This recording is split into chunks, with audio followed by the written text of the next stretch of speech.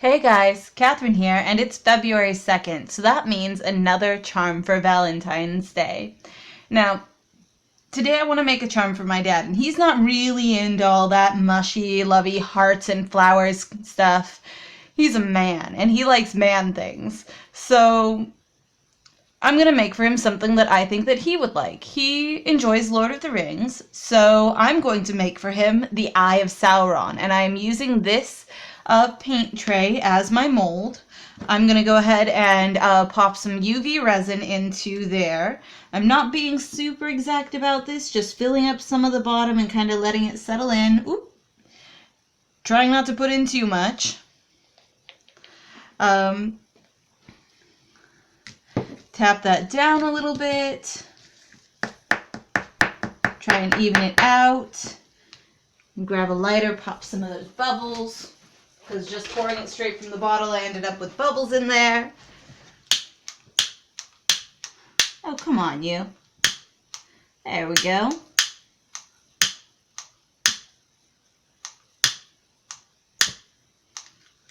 There we are. That's as many as we're going to pop. And then I'm going to take my UV flashlight and just set it right on the top and let it sit there for a couple minutes. And while I'm letting it sit there, I want to mention the importance of not only making things for the people that you care about, for things like Valentine's Day, but also making things with them in mind. You wouldn't give someone a flower if they are allergic to flowers. You wouldn't not consider the person that you're giving a gift to when you give them that gift. Keep in mind the recipient, because just making something and throwing it at them and saying, "Here, it's a gift, take it," is not good enough. You have to make something that you know that they're going to appreciate.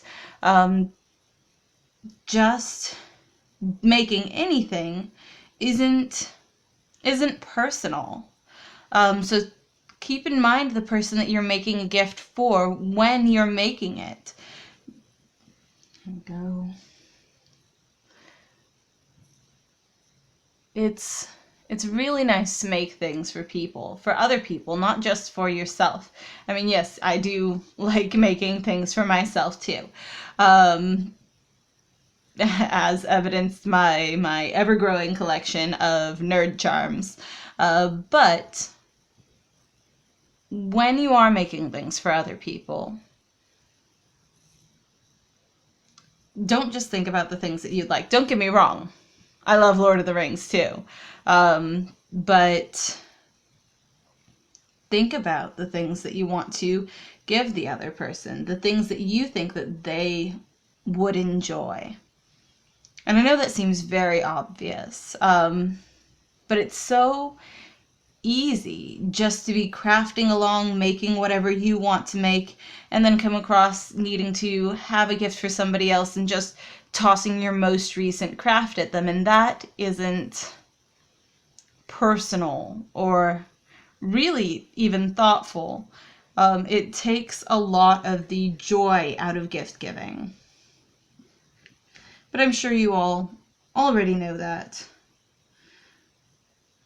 And I think more than anything else, gift giving is for sharing. It's meant to... Ooh, that's warm. Is it solid all the way through? Oh, it is. Good. Okay, so we're going to set it back in there because we aren't done with the mold yet. And if we can get it back in level, that's even better. But see, it came out solid, and that's a pretty good lens. So what we're going to do is, if we can get it back in there level, there we go. Now we're going to paint on the back. And I've got a paintbrush here, and I've set aside some paints, and I'm using just a very tiny little bit of paint. So I'm just taking it off right off the top. And I'm going to start by painting a line down the center, because this, as we mentioned earlier, is the Eye of Sauron. It is slitted. There we go, and I'll shake it back up, and Oh. No matter how much paint I'm working with, I always end up with it on my fingers. The tiniest little bit of paint on my fingertips. Go, and then just continue painting it like that. Actually, I'm going to have to pull this out of here and hold it because it's wiggling around in that mold on me, and I don't want that. And I'm going to round it up just a little bit. There we go. See if I can't get some clean edges on that.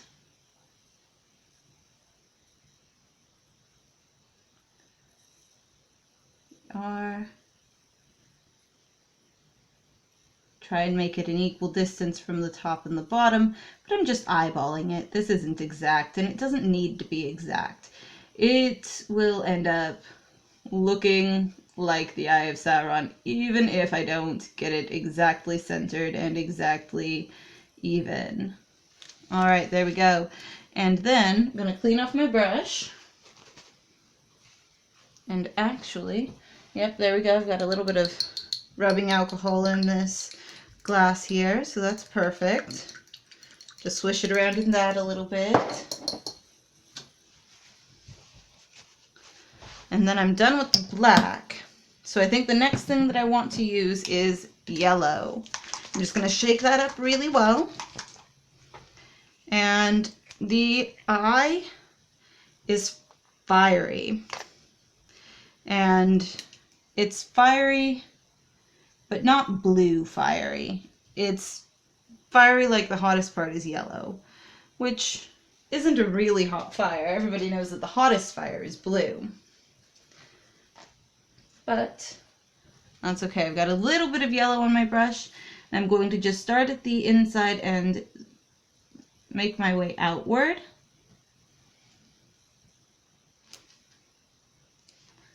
There we go.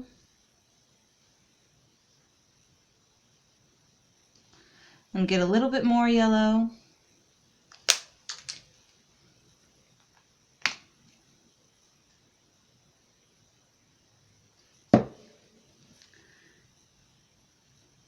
Bring it from the center outward.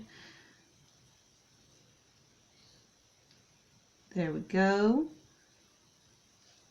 Started to run out a little bit. Get a little bit more.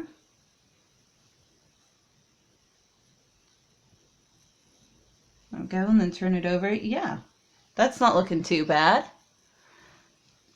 Then set the yellow aside and clean my brush.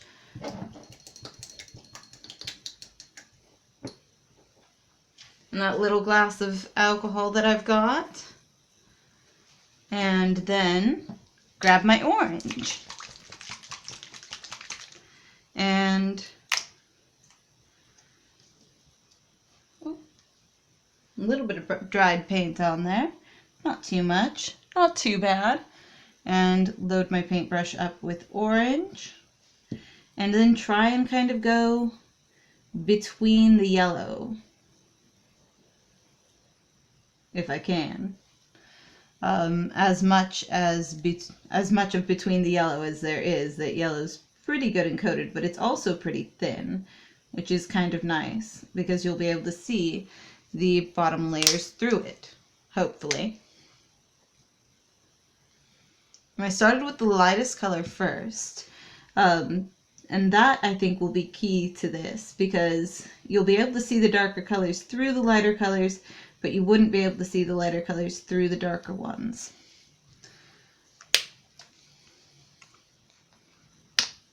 Okay, and I'm just flipping it closed and then taking the little bead of paint that's on the top off of the top because it doesn't take much. There we go.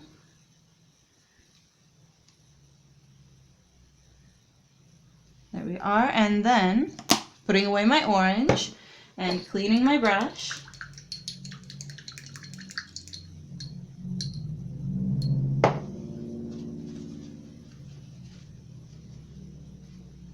There we go, and then going to the final color, red. Go. And this is a nice deep red. It's a red that means business.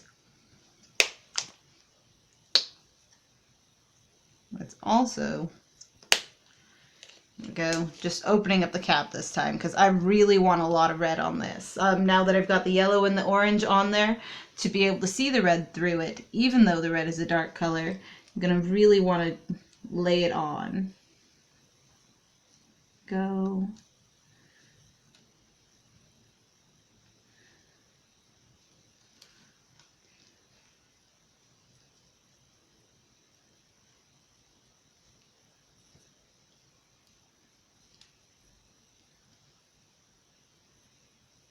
I'm trying to get it on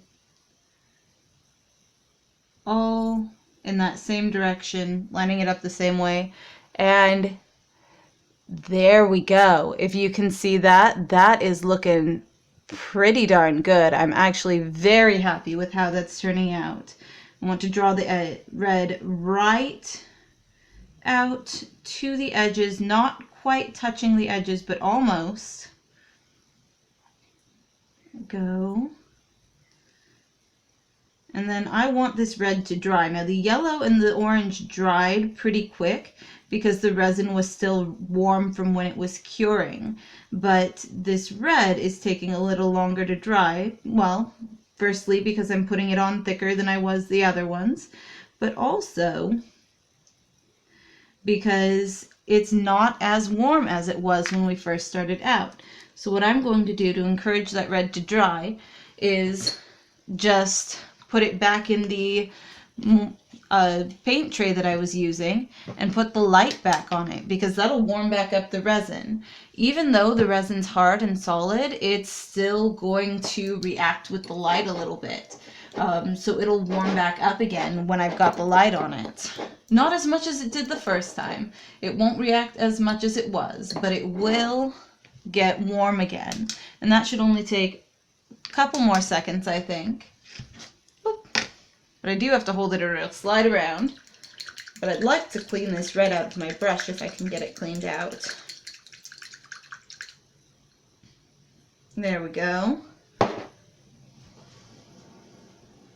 then I can put my brush away because I'm not going to be using it anymore for this project.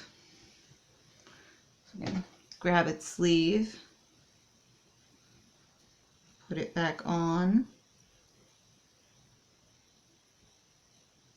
There we go, and then put it back in my brush cup. And that is almost dry. There's a spot right there that's a little wet. So rather than wait for it to dry, I'm just going to tap it off. There we go. And then with the eye back in the container, I'm going to take and dab just the smallest amount possible that I can get out of the bottle onto the back because I want to seal the paint in. Go. And now I'm going to grab a brush that is not of very good quality because I'm going to be dipping it in resin and I don't want to worry about ruining it. Go. And actually, I might pull that back out of there. It doesn't really need to be in there for this, but I'm just going to push the resin all the way out to the edge and see if I can't get the layer of resin to be even.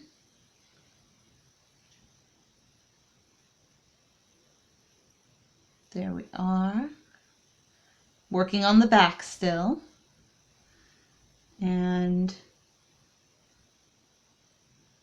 all the way out to the edge if possible. And then toss that in my alcohol cup because even though it's one that I don't mind ruining, I still want to be able to use it again if I can. And then I've got a bubble here, but I don't see my lighter around it. See, I set it down and I don't remember where I put it down at. That's okay. That's all right. We'll just use a toothpick instead. Pop that bubble, fill it in. Make sure that we got all the way to the edge with the resin. See, in some places I didn't quite get all the way to the edge. And then cure that. Okay.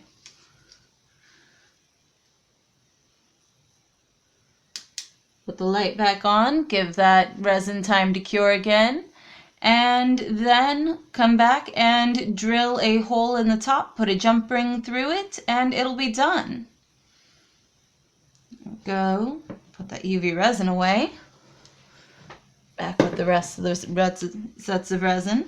I don't usually use UV resin for entire projects. I usually use 2-part resin if I'm doing a project much larger than this. But for this, it's small enough that I didn't mind using the UV resin on it. I usually use UV resin to glaze my charms more than anything else. But this will work out just fine.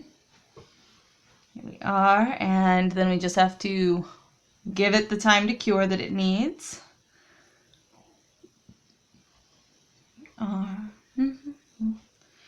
And it's not going to be done yet, but I'm an impatient person. Yep, see, that's totally not done.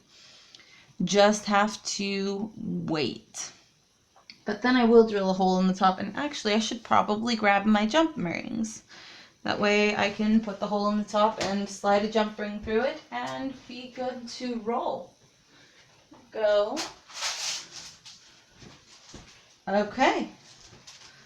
1 container full of jump rings. And we'll set that aside for the moment. And turn it off and see, it's still a little tacky. Give it a couple more seconds. It doesn't really take all that long, and the thinner your project is, the quicker it will set. But you really do, with the UV resin, want to make sure that it's hard, because it's not going to cure over time on its own, like other resins would, where you just have to wait. If you don't cure it, it's not going to cure until it's exposed to UV again. And there we go. That's what we want to see. And then there's our eye. You can see it. Go. It's staring at you. And then I'm going to grab my drill, because everybody likes power tools, and my block, because I'm not stupid, and take and set the drill right at the top of the eye and put a hole through. There we go. And then take one of those jump rings. Let's see, probably this size actually. And open it up and see if we chose one large enough. Aha, we did, but I definitely would not have wanted to go with a smaller size. And close it, and there's our Eye of Sauron charm. Let me know what you think. I'd be happy to hear your feedback on it. I really look forward to giving this to my father for Valentine's Day, and I hope that you make something lovely for your dad as well. See you later. Bye.